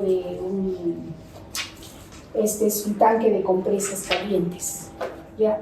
Estas compresas tienen una sustancia dentro de ellos que se llama betionita, metionita. Y esto es como un cemento que lo que hace es conservar el calor, ¿ya? Lógicamente que esto no se pone directamente al cuerpo, hay que ponerlo con la suficiente cantidad de toallas como para que no pueda haber accidentes. Sobre todo los bordes, porque a veces la toalla nos queda chiquita y los bordes son los que quedan, ¿sí? Y en los primeros 10 o 15 minutos al paciente decirle, ¿cómo está, señor? ¿Cómo está? Porque ya baja la temperatura después y ya no hay más problema. Pero al principio, en los 5 primeros minutos, lo más probable es que ahí es donde suceda. Lo otro es una luz infrarrojo, que les decía a algunos pacientes que no les gustan las compresas o que tienden a resfriarse, sobre todo las personas de edad, y les colocamos el infrarrojo, que es emisión de luz infrarroja, pero que tiene que ser a unos 30 centímetros por encima de la superficie corporal, de preferencia siempre cubierto con una sábana. Y acá tenemos, miren, este esquemita, todo lo que produce lo que venía a ser la disminución de la temperatura, ¿no? En el caso de la crioterapia, que ya dijimos hay 2 formas de aplicar, una en compresas y una en directa en fricción, como un masaje directo. Cuando es directo es de 5 a 8 minutos. Cuando es en compresa, siempre envuelta en toalla, porque acuérdense que quema y produce quemaduras. Entonces en toallas húmedas y se coloca de 15 a 20 minutos, ¿ya? Y siempre hay que investigar. Hay gente que no le gusta pues el frío, entonces no le vas a colocar. Y todo el esquema, ¿qué es lo que produce? ¿Ya? Ya les dije la crioterapia, ahí tienen, por ejemplo, en forma de fricción, en lugares específicos, ¿no? Por ejemplo, en este tendón, ¿no?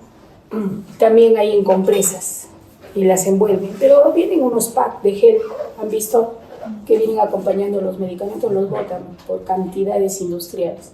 Entonces, bien, y siempre lo colocan ahí. Otros que si ustedes revisan en el internet van a ver que las alverjitas, cuando las congelamos, también es uno de estos, mantiene bastante lo que vendría a ser el frío. O si no, hacen las paletitas que les he dicho.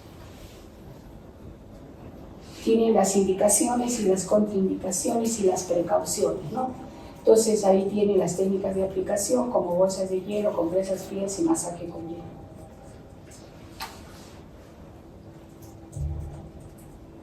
La termoterapia, estamos hablando de calor, también tenemos el fluxograma, miren todo lo que ocasiona el aumento de la temperatura, produce inflamación, hay liberación de vasodilatadores, histamina y prostaglandinas, y produce vasodilatación, por lo que no se debe colocar en una primera instancia, ante un esguince o lesiones agudas.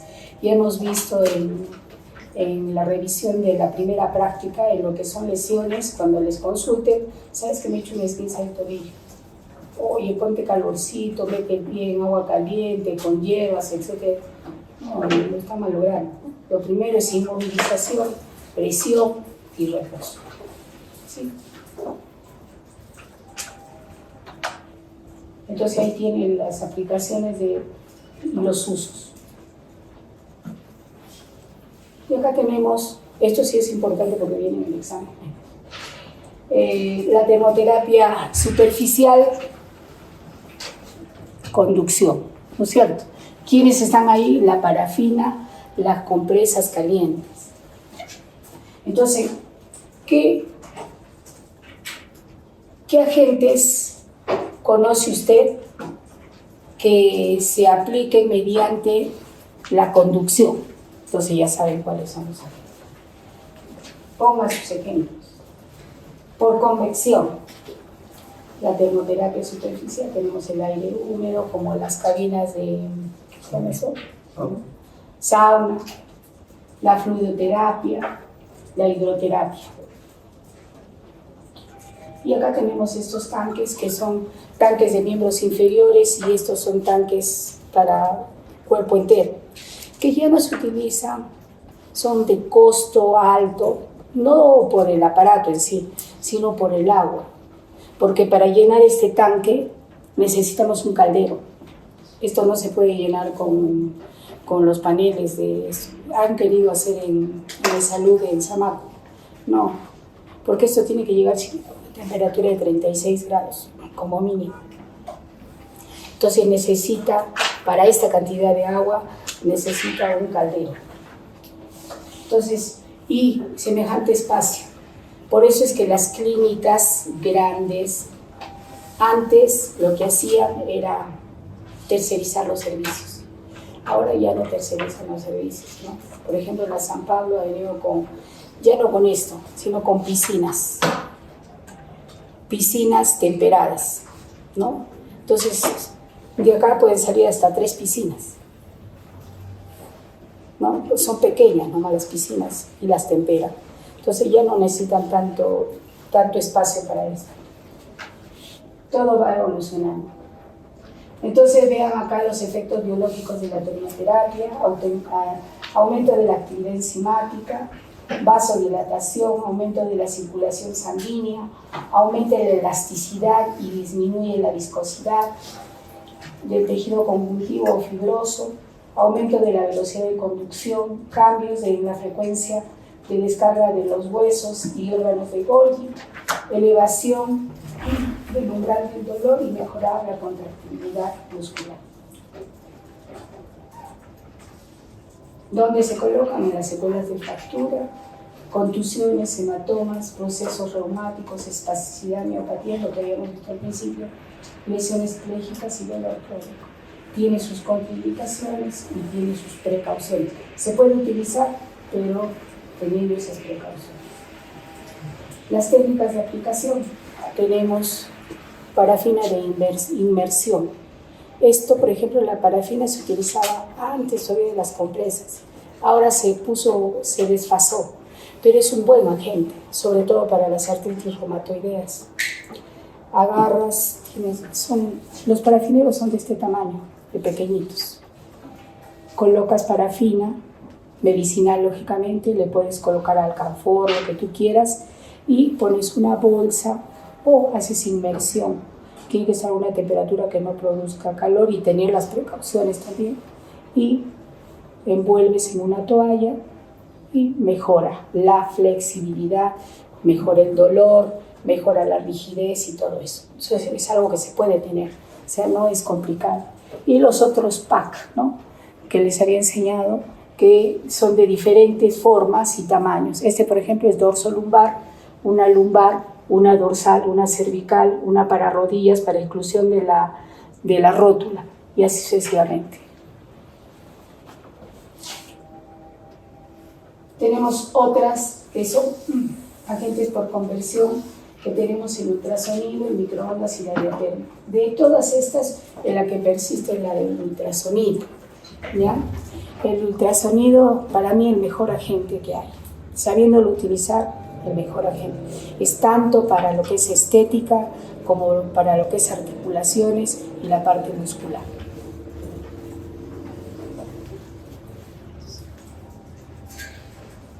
El ultrasonido, en la parte de acá abajo, tiene una tablita en donde les dice, ¿no?, menos de 0.3 watts por centímetro cuadrado de intensidad baja, 0.3 a 1.2 por centímetro de intensidad media y 1.2 a 2 watts centímetros cuadrados de intensidad. ¿Para qué sirve? Esto nos va a dar la profundidad. Por ejemplo, el cabezal de 3 Hz es más dermatológico, para cicatrices, para piel, pero los otros, dependiendo de la profundidad, nos va a dar ligamento, músculo, ligamento y articulación. O sea que su difusión es así, en cono, y está relacionada con esto, con la intensidad. Entonces, pero gracias a Dios, para no hacer la fórmula para cada paciente, cada uno de estos equipos ya trae sus programas establecidos, ¿no? Continuo, pulsado, etcétera, etcétera. Ustedes entran al ¿cómo se llama? Tiene como un... ¿Perdón? Sí, tiene como un librito ahí y están todos los programas. Sí, tiene todos los programas ahí, para tendinitis, para el Aquiles, para dolor, ya está ahí, ¿no? Entonces ustedes solamente lo programan y ya tienen. Es más, si ustedes logran hacer esta dosificación, que sería lo ideal, y quieren guardarla porque el paciente va a venir 10 sesiones, lo pueden poner ahí con su nombre del paciente y ya sale, y ya le aplican, ¿no? Que son más o menos 5 a 7 minutos. Así es, el ultrasonido. Necesita de alguien que haga la interfaz acá, que es el gel, ¿ya? La forma de aplicación es importante. Si ustedes no saben aplicar y hace, por ejemplo, prescripción para hombro doloroso, ultrasonido en el hombro. Aquí en el hombro que hay inserción del manguito de los rotadores, porción larga del bíceps, articulación acromioclavicular, bursa subacromial. ¿Dónde le coloco? ¿Todas tendrán la misma indicación? No, son tejidos diferentes, ¿no es cierto? Entonces tengo que saber indicar, ¿no? Ultrasonido, bursa subacromial. Es otra dosificación. Ultrasonido, porción larga del bíceps, corredera bicipital. Es otra indicación. Entonces, cuando yo hago la indicación, tengo que decir qué estructura es la que necesito tratar. Para eso, tengo que haber hecho un diagnóstico. O sea, esa es la diferencia entre una persona aficionada y una persona que sabe lo que va a hacer. Entonces, también hay la iontoforesis, en donde en vez de utilizar este gel, utilizamos los geles, el ketoprofeno, el diclofenaco, ¿no? Entonces, permite la introducción de la sustancia con mayor facilidad que cuando ustedes la aplican así. Eso se llama la iontoforesis.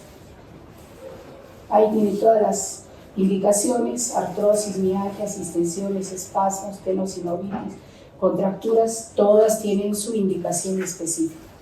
También,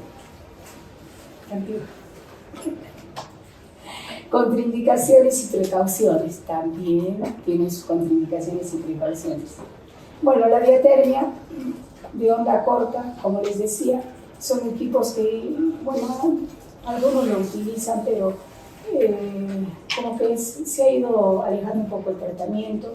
Convierte ondas electromagnéticas de alta frecuencia para calentar los tejidos del cuerpo. Es algo así como el ultrasonido, ¿no? Un poquito más complejo. Y también abarca zonas más grandes, no tan específicas. Esa es la diatermia. Miren la aplicación. O sea, ya se puede imaginar que el aparato es de este tamaño y esos son sus aplicadores. Tiene las indicaciones igual que las del ultrasonido, sus contraindicaciones. En todas las contraindicaciones que sirve el cáncer, por si acaso. Esta es la emisión del impulso electromagnético relacionado con las estructuras. Por eso le digo, cada estructura tiene su indicación específica. La estimulación eléctrica neuromuscular. Se utiliza corrientes eléctricas alternas y directas con varias formas de onda y diferentes parámetros de amplitud y frecuencia y duración del pulso. Eso le da una característica especial a la corriente que ustedes van a utilizar. Las interferenciales, por ejemplo, se utilizan por contradicción de los impulsos y hacen una especie de batidos. El músculo, cuando le colocan, hace esto. Es como un batido.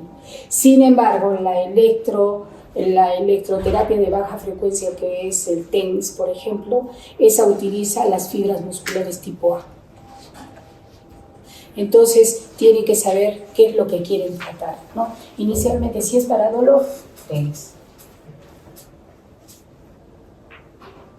La disposición de los electrodos es importante, no se coloca por colocar, tiene que estar relacionado con las estructuras que tú quieres tratar. Acá tiene las contraindicaciones, los marcapasos sobre el seno carotídeo, zonas de trombosis arterial, pelvis y abdomen y lugares cerrados también.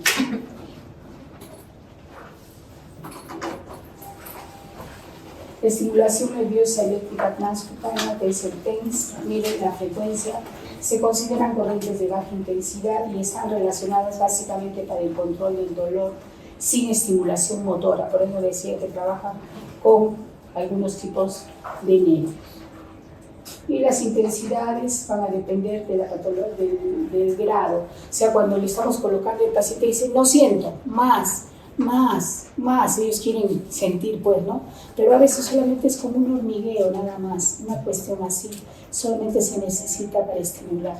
Pero a veces hay pacientes que dicen, no, pues están acostumbrados al masaje fuerte, etcétera, etcétera. Pero hay que explicarles, ¿no? Esto trabaja así. Y acá tienen los efectos fisiológicos. Se atribuye el mecanismo de dolor de la puerta para producir alivio del dolor, pero más investigaciones indican que activa el sistema de supresión del dolor en la vía descendente, que está mediado por opioides endógenos en el sistema nervioso central. Quiere decir que esta electroestimulación produce sustancias en nuestro cuerpo parecidas a los analgésicos, ¿no? Que son los opioides endógenos y que va a producir. Por lo tanto, no son curativas, son analgésicas, ¿no es cierto? Entonces me la puedo tener todo el día ahí, estos TENS son chiquititos como una radio y me duele el cuello y me la puedo tener todo el día, porque va estimulando y sigues liberando, liberando. No te va a curar, no te va a curar, solamente te va a aliviar el dolor. Y ahí tiene la forma de colocar. Las corrientes interferenciales son las que les dije que tienen un efecto de batido. Esa sí actúa sobre el músculo, haciendo una contracción de una interferencia en los circuitos, en los dos circuitos, y produce como una contracción de lo que vendría a ser el músculo. Miren, pueden ser tetrapolares, pueden ser bipolares, dependiendo de lo que ustedes quieran. Como les dije, esto es cuestión de aprender a manejar el equipo, ¿ya? El láser es una forma monocromática, coherente y unidireccional de radiación electromagnética que tiene diferentes usos, ¿no? Seguramente que habrán visto ustedes ya en el internet o en el Face que cura todo, cura las ¿cómo se llama? Las hernias y todo eso. Pues eso le venden a la gente que no tiene conocimiento, pues, ¿no? Entonces pagan 10.000 soles por un tratamiento, 6, 7 tratamientos, porque considerando que este equipo vale $46.000, si yo quiero invertir $46.000, tengo que haber sacado mis cuentas para ver en cuánto tiempo voy a recuperar. Entonces un tratamiento de estos no debe bajar de los 200 soles por sesión o 300 soles por sesión, ¿cierto? Entonces en 10 sesiones, ¿cuánto es? Entonces, pero tienes que plantearle cómo va a ser el objetivo del problema, ¿no? Para que el paciente después no te esté reclamando y te esté llamando todos los días, ¿no? Entonces, ¿qué hace el láser? Aumenta la producción de ATP, aumenta la producción de colágeno, regula la inflamación, inhibición de la proliferación bacteriana, provoca vasodilatación, alteración de la velocidad de conducción y regeneración nerviosa. Entonces se puede utilizar en la regeneración de úlceras, de varicosas y también de pie diabético. ¿Ya?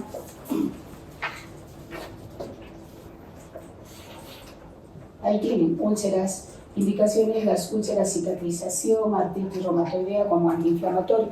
Depende de los Joule que ustedes van a indicar, de la indicación, ¿no? No es la misma dosificación para todo.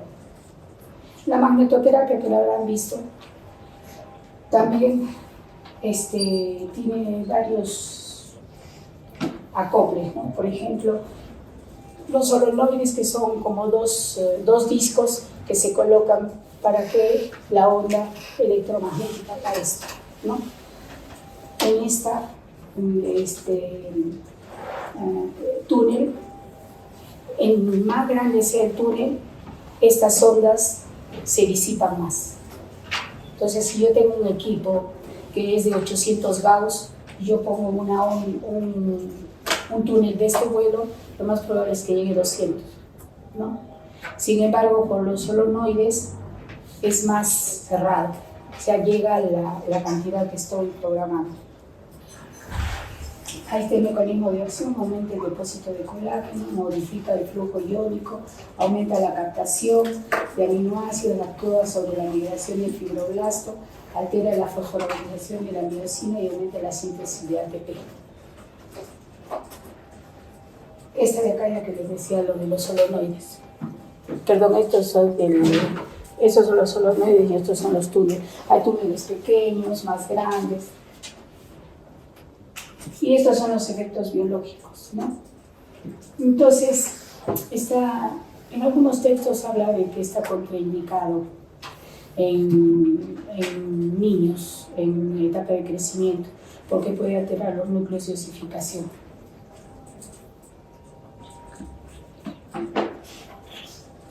Ahí están las indicaciones. Si se dan cuenta, más o menos son las indicaciones del láser y del otro, ¿no? Entonces ya ustedes, con la confianza y con el manejo que ustedes logran desarrollar. Ahí tienen los túneles, los diferentes acoples que tienen y las contraindicaciones. Y finalmente, el ejercicio terapéutico. Para mí lo más importante de la rehabilitación. Porque no es que yo te ponga el láser y chao. Si tu hombro sigue rígido, si no tienes fuerza muscular, etcétera, no tienes flexibilidad, el láser no te va a solucionar el problema. Yo siempre le digo a los pacientes, hay algo que yo no puedo hacer por usted, son los ejercicios. O usted los asume o se queda en medio camino, con calmarte el dolor, pero el rango de movimiento, todo eso es ejercicio.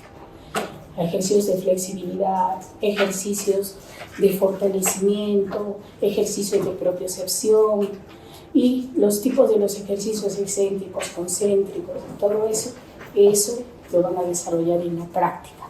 Es un poquito, no es problemático, pero hay que saber, ¿no? ¿Qué es un excéntrico, un concéntrico, etc.?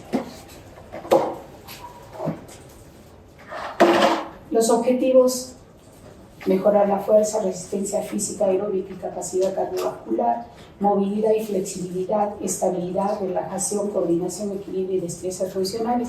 Va a depender de la patología. Tú le indicas al fisioterapeuta, si tú eres al fisioterapeuta, ¿qué quieres?